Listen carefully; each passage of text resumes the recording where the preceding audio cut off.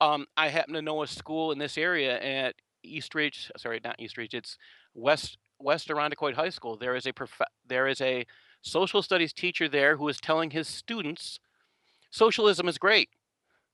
And I've had discussions with those students, and I can personally vouch that they are so sure that because their teacher told them that socialism is good, that it has to be.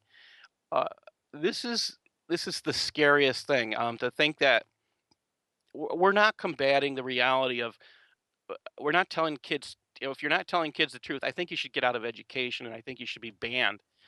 And this is the stuff that's actually happening through our colleges. Again, this started in the '60s. They are now um, they are now here and working on this. And this is I mean, through in our they started in the colleges. They're now in the public schools. They're doing hijab, wear a hijab type thing, trying to make Islam seem normal. I can tell you this in this migration, and this is one of my concerns too. Is a hijab a head cloth or a face cloth? The hijab is a head cloth. You put it over your head. It's some cultures have something they would call similar, a garment over to cover your hair. And the technicality in Islam is that you cannot let any uh, non-relative, we're not talking about cousins. We're talking about people who are not immediate relatives, cannot see the girl's hair. If you're not an immediate relative, you still can't see that hair. Um, this is this, it's one of their requirements. I had a student who got beat by her father because she did not. I mean, she took off her hijab. The other students in my class came to me and told me the father came on the bus and beat his daughter because she took her hijab off. So this is scary truth. Now, again, I didn't see this event. This is what my students told me. Well, today, CVE, which means Countering Violent Extremism, is a program that has gone from being a quote activity. This is what I got this terminology from a FOIA that I filed, a Freedom of Information Act request. What I had sought out was the actual budget of the expenditures of this program. Now, what they told me is because CVE was an activity and it did not have an office. That was how they were coming down to it. Is because it didn't have an office before, they didn't have an official budget. Today they have an official budget. And this is a huge difference. Now, and it gets important to understand um, what that means.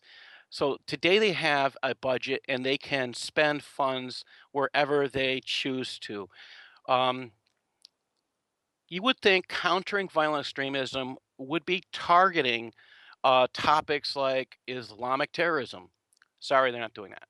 You would think that they would at least be targeting something that has to do with creating violence.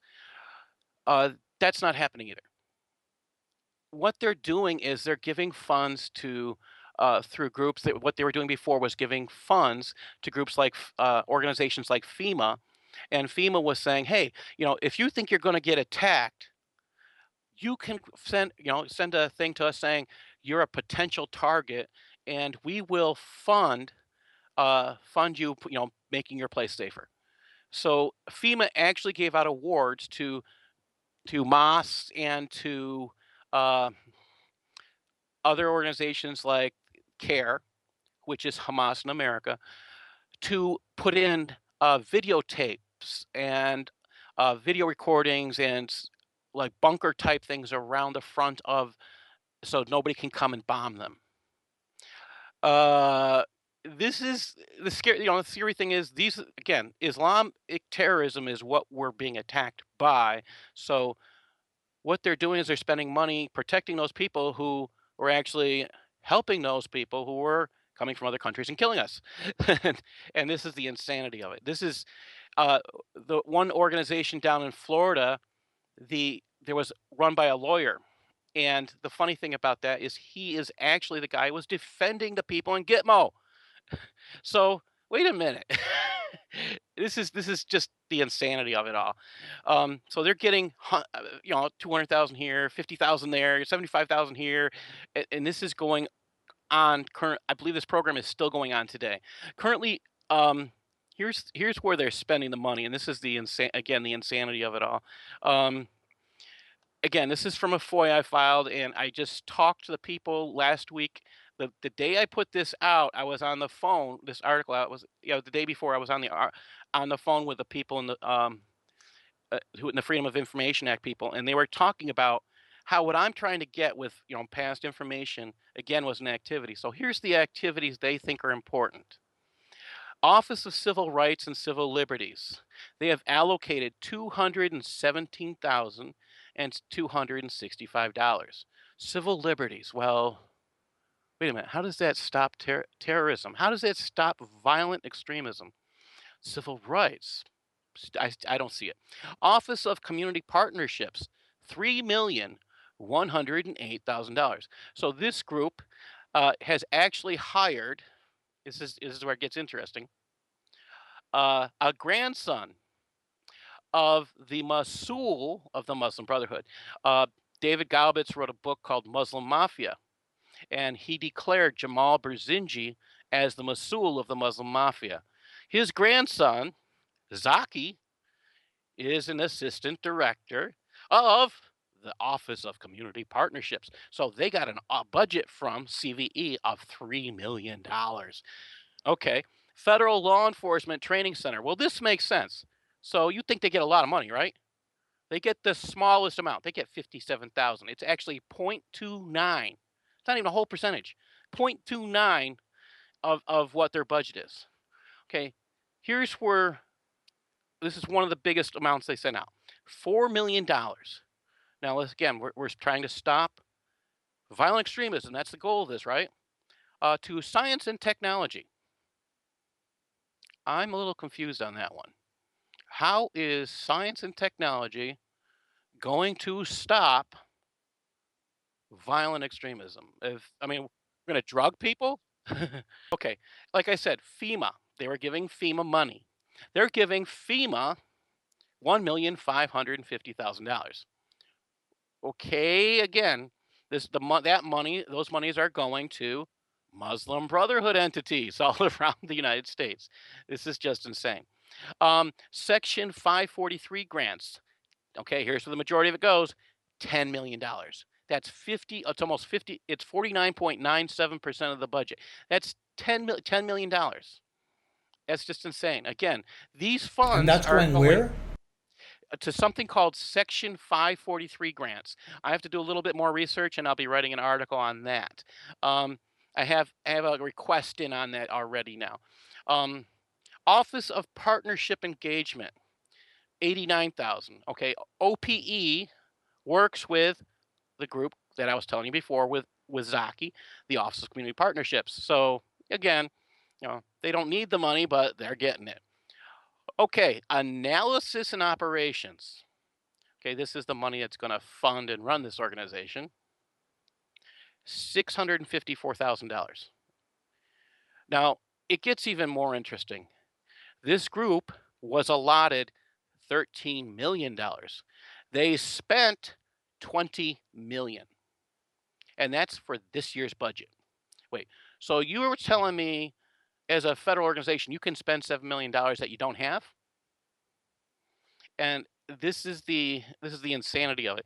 And this is off again federal documents that anybody can obtain. I got them through a Freedom of Information Act from the Department of Homeland Security. Um, this is just insane.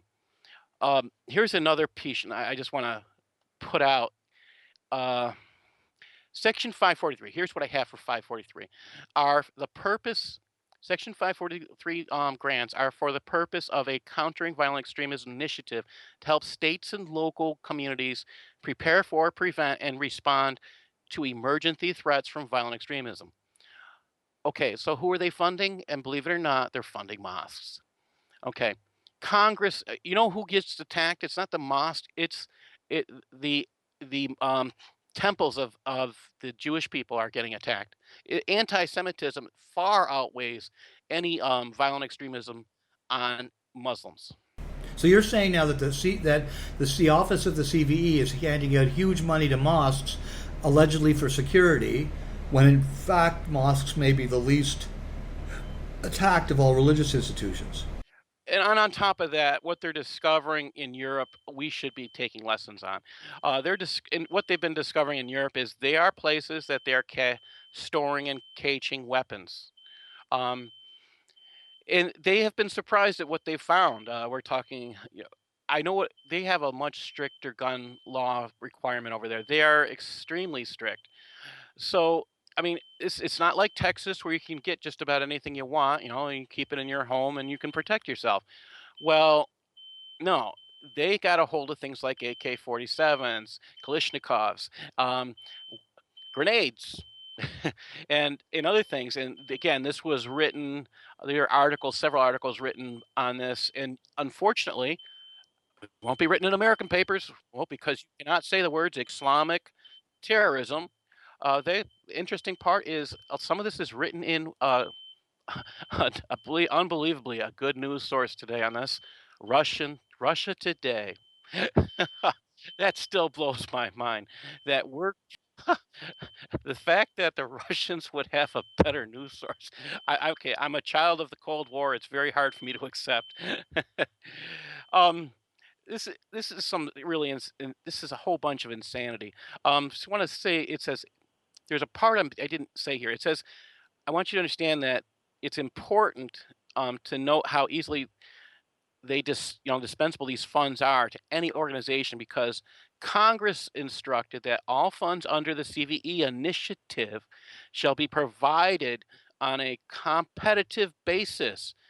I mean, if that's an important concept, if they're going to make this they're on a competitive basis, you can compete and get this money. They're going to give it to local governments, tribal governments, nonprofit organizations. There's your mosque, institutions of higher education. That's your that's your Islamic school, the masjid. Um, this is the insanity. Okay, so they're not funding any place who would you would think this would be for hospitals and stuff, but I mean hospitals are getting some of the funds. I won't say they aren't, but if you look at where the funds are going, it's just who's getting it, and you see the insanity. It's just, and I keep saying the word insanity because it's no other explanation. And my my conclusion that I drew on this article is basically this: the insanity needs to stop. CVE extremism program has become little more than a shell game to give taxpayer funds away for reasons that have nothing to do with stopping terrorism. The whole CVE program had a mindset and um, it's basically wrong. We're going to stop and we're going to look at strategies and strategy. We're going to look at their strategies. From what I have been learning about counterterrorism, you cannot win, first of all, until you address who the enemy is. If you address who the enemy is, you have a chance to succeed. So you first have to identify and then learn what their something called threat doctrine is. What do they believe, so you can understand why, who, and what, and why they would attack. If you don't do those things, and this is probably my favorite person on this topic that I have to always defer to is retired Major Stephen Coughlin. His work on this is it's just so important that I think anybody who has any interest in this area should be reading his work. Um, cannot th- I know I have it here. Yeah, catastrophic failure. If that is a book that should be read by anyone who wants to understand the destruction of national security today.